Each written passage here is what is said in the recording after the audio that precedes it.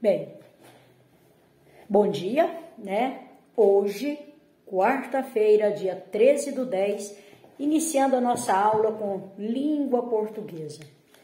Bem, primeiro, aqui tá para nós trabalharmos a propaganda, né?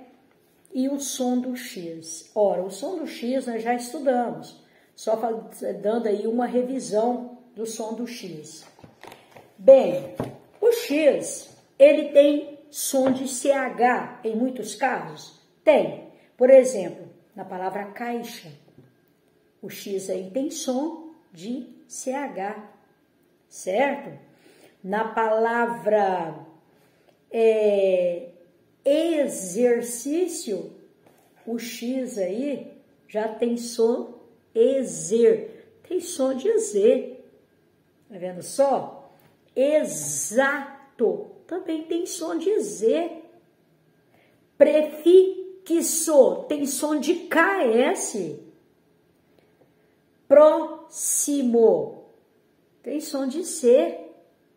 Tá vendo só? Máximo também. Bem, a gente emprega o X para representar o som de CH, do dígrafo CH, nos seguintes casos. Depois de ditongo, por exemplo, eixo, caixa, tá vendo? Depois no ditongo, esse X tem som de CH. Depois de em também, olha, enxame, enxaguar. Se a palavra for derivada de uma palavra CH, usa o dígrafo para escrevê-la. Como assim? Por exemplo, encharcar, escreve com CH. Por quê? Porque é uma palavra derivada de charco, certo?